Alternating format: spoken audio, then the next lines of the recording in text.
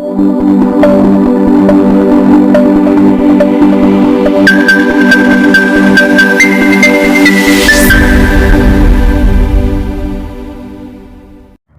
वालेकुम, आप देख रहे हैं ENI न्यूज़ और मैं हूं राशिद ख़ान। मैं इस वक्त मौजूद हूं एक घर में और मेरे साथ जो शख्स बैठे हैं, इनके बेटे के साथ 7/9/2024 को 4 ओबाश नौजवान ज़्यादती करते हैं। ज़्यादती करने के बाद उस बच्चे को वहीं फेंक देते हैं। वजह क्या है, अब तक कोई इन्वेस्टिगेशन में इस वाक़े को 1.5 माह हो चुका है, लेकिन अब तक इनको कोई पॉजिटिव रिस्पॉन्स नहीं दिया गया। मज़ीद मालूमात करते हैं आयान के वालिद से कि असल वजूहात क्या थी, हुआ क्या था। और आयान का इनका बच्चा जो है 14 साल का इनका मासूम बच्चा है, जो बाहर गली में था। उनको 4 जो ओबाश नौजवान थे, उन्होंने बुला बिसला कर कहीं लेकर गए और वहाँ उनके साथ ज़्यादती का उसको निशाना बनाया। मज़ीद उनके वालिद हमारे साथ मौजूद, उनसे हम बात करते हैं कि इनका क्या कहना है। अस्सलाम वालेकुम सर, 7/9/2024 जो तकरीबन अब 2-2:30 बजे रात का टाइम था, तो उनका बच्चा है वो उसको जो आपने बताया कि 4 जो नौजवान थे, उन्होंने आपके बच्चे को क्या बोला, कैसे लेकर गए, और आया जब आपने बच्चे को अपने मुलाकात आपकी हुई इस वाक़े के बाद, तो आपके बच्चे का क्या कहना था? उसके बाद आप पुलिस स्टेशन गए, वहाँ आपको क्या रिस्पांस मिला? ज़रा हमारे देखने नाज़रीन को डीपली ये बात बताएं। मैं अपने ही बच्चे को ढूंढ रहा था इस वाक़े के बाद कि खाना लगा हुआ है और मेरा बच्चा नहीं मिल रहा था, तो मुझे थोड़ा सा एक घबराहट हुई। तो मैं इसको लेने बाहर निकला, पहले बेटी के साथ घूमता रहा। यहाँ से लेके मैंने कम से कम 3-4 किलोमीटर इसको ढूंढा है। कभी मैं इस इलाके में, कभी मैं गोल्डन टाउन में, कभी अजीमपुरा। जब मुझे नहीं मिला, जब मैं लास्ट टाइम वापस आया हूँ तो ये घर पे आया, इसको बहुत मारा हुआ था।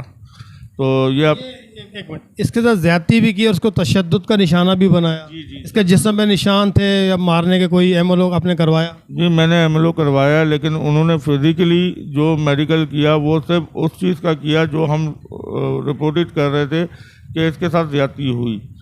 तो ज़्यादती का उन्होंने किया, लेकिन कोई ये नहीं हुआ कि इसका बॉडी मेडिकल किया जाए। तो बॉडी मेडिकल इसका मैंने खुद बाज़ाब्ता खुद जाके, जब इसकी तकलीफ़ बढ़ी तो मैंने खुद करवाने की कोशिश की। तो कहते हैं आप लेटर लेके आए। थाने से लेटर मांगते रहे, थाने ने लेटर नहीं दिया। थाने आए थे? जी, मैं 45 दिन सर मुझे राउंड अबाउट पे घुमाया गया, सिर्फ राउंड अबाउट घूमते रहो। अभी SHO नहीं है, अभी ये नहीं है, अभी वो नहीं है। तो परेशान आके मैं एडिशनल IG फिर गवर्नर से वहाँ गया हूँ। तो फिर शायद मेरी अल्लाह पाक ने सुनवाई की, फिर मेरी FIR कटी। FIR कटने के बाद मैं सिर्फ थोड़ा सा तफसील आपको ये बताना चाह रहा हूँ कि यहाँ जिस इलाके में मैं रह रहा हूँ, यहाँ पर है बरादरी सिस्टम। तो कुछ बरादरी सिस्टम में इस तरह मुझे प्रेशराइज़ किया हुआ है कंप्रोमाइज़ के लिए, कि प्रेशर इतना किस चीज़ का कॉम्प्रोमाइज़? कि आप बच्चे हैं, बच्चों में हो गया, माफ़ कर दें। मैंने कहा अगर वो सबके बच्चे हैं तो मेरा बच्चा भी तो किसी का बच्चा है ना। मेरा तो जिगर का टुकड़ा है, मेरा तो जिगर साड़ के रख दिया उन्होंने। तो मैं किस चीज़ का और कौन सी डील करूं, कौन सी डिमांड करूं? फिर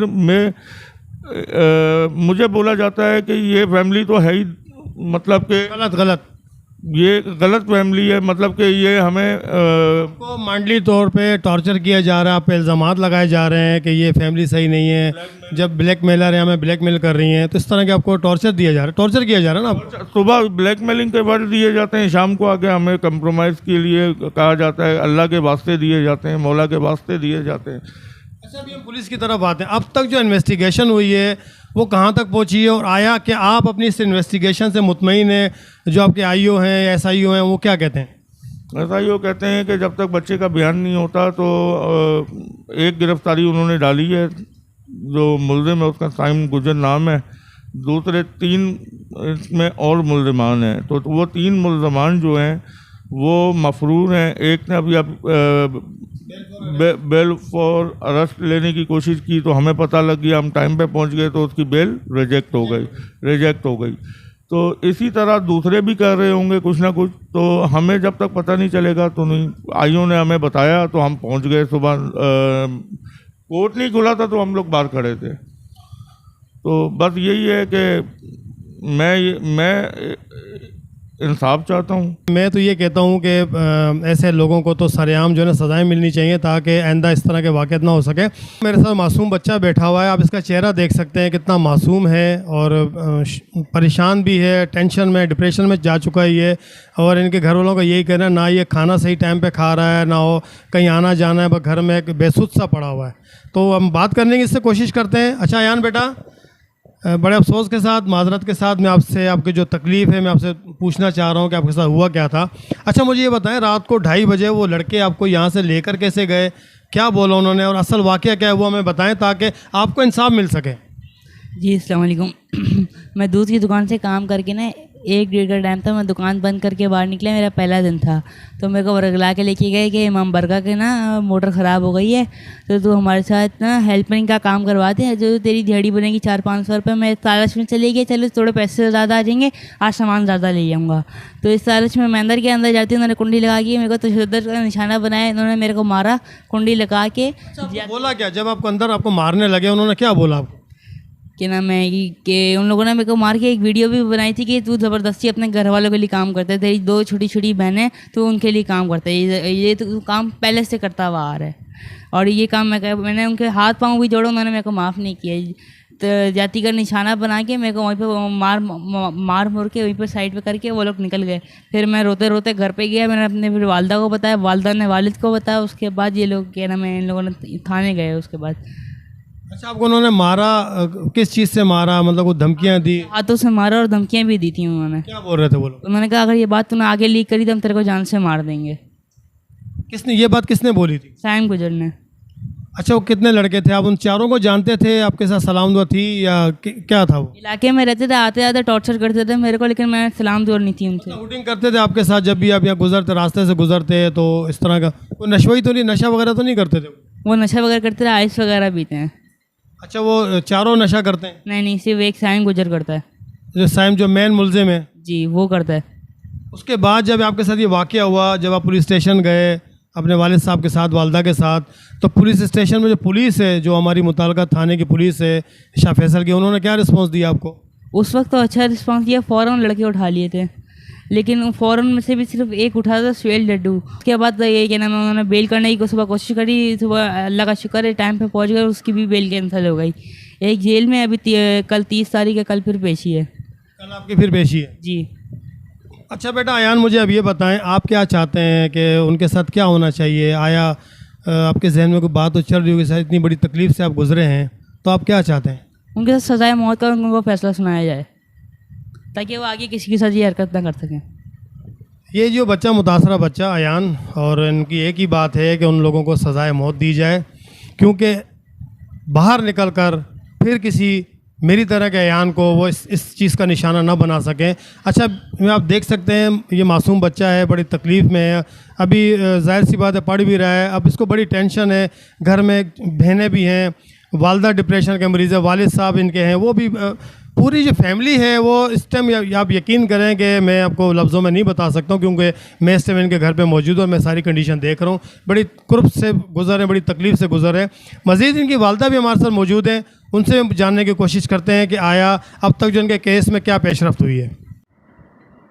जिस वक्त हमारे साथ मौजूद है अयान की वालदा, उनसे भी हम जानने की कोशिश करते हैं कि आया अब तक। अच्छा इनकी वालदा से मेरी बात हुई थी, इनकी वालदा का यही कहना है गुज़िश्ता 45 दिन से हम कोर्ट कचहरी थाना गए, हमारी कोई सुनवाई नहीं हो सकी।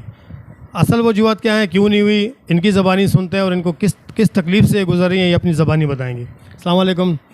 तो वाक़या हुआ क्या था, तो मुझे बताएं कि असल में हुआ क्या था और अब तक आपकी सुनवाई नहीं हुई, ना होने की वजह क्या है?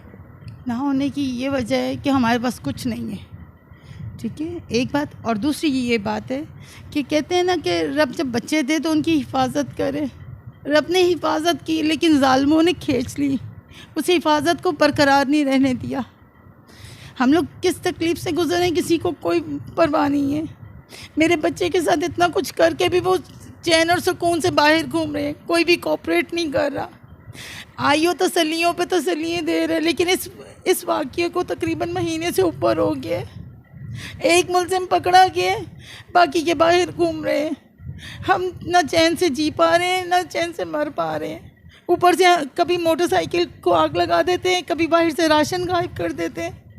कभी कुछ करते, कभी मोटरसाइकिल को आग लगा लेते हैं, मैं समझा नहीं आपकी बात, कैसे आग लगा लेते हैं? बाहर खड़ी हुई थी बाइक हमारी, इन लोगों ने उसकी सीट पे ना आग लगाने की कोशिश की, फिर डंडों से डंड डाले कि किसी न किसी तरीके से हमें ना नुकसान पहुंचा रहे हैं। आपको डरा धमका रहे हैं, मांडली तौर पे आपको अपसेट कर रहे हैं कि किसी टॉर्चर कर रहे हैं कि किसी तरीके से आप इस केस से वापस हो जाएं? सो जाऊं, लेकिन नहीं, कल एक की ज़मानत मैंने रुकवाई है। मेरी इल्तिजा है आप लोगों से, आज मेरा बच्चा है, कल अल्लाह ना करे किसी और का बच्चा हो। मुझे इंसाफ दिलाएं, मुझे इंसाफ दिलाएं, मुझे इन लोगों को नहीं छोड़ना। कभी कुछ कहते हैं, कभी कुछ कहते हैं। मेंटली टॉर्चर हर दिन टॉर्चर बढ़ता जा रहा है। किस तरह का टॉर्चर करें? क्या थ्रेड, आपको क्या थ्रेड मिल रहे हैं, क्या कह रहे हैं वो लोग? कह रहे पैसे ले लो, जान छोड़ो। अगर पैसे ही लेना होता तो पहले दिन ले लेते ना। अगर पैसे लेना होता तो हम बच्चे को फिर से पेश कर देते, लेकिन हमें कुछ नहीं चाहिए। इनकी सज़ा इनको होगी, हमारा सारा कुछ बीच में आ जाएगा। अच्छा, जो पुलिस कार्रवाई है वो अब उससे मुतमईन और कहाँ तक पहुँची? नहीं, वो बहुत स्लो है। थाने वालों ने पहले शुरू में कॉपरेट किया, लेकिन अब कोई भी कॉपरेट नहीं कर रहा। आई गई बात की है, जिगर का टुकड़ा तो हमारा है ना, तकलीफ़ तो हमें है ना। हुकूमत बैठी है लोग हमारे लिए, लेकिन हमें इंसाफ नहीं मिल रहा। हम किसे जाके बोलें, किसे जाके पीटें? हम ये कदम उठाने पे मजबूर हुए कि लोगों तक हमारी आवाज़ पहुँचे कि हमारे साथ इतना जुल्म हुआ और सुन कोई नहीं रहा। ये मुझे ये बताएं, मुतल्लिका इदारों से आप क्या चाहती हैं, किस तरह का इंसाफ चाहती हैं, और आपकी रसाई अब तक कहाँ तक हुई है, और नहीं हुई तो वजह क्या है ना होने की? हम लोग गए थे गवर्नर हाउस, हमारी वहाँ सुनवाई सही हुई थी। उसके अलावा जो स्टार्टिंग हमारी एफआईआर की स्टार्ट हुई थी उन्होंने करवाई थी, उसके अलावा कहीं नहीं हुई।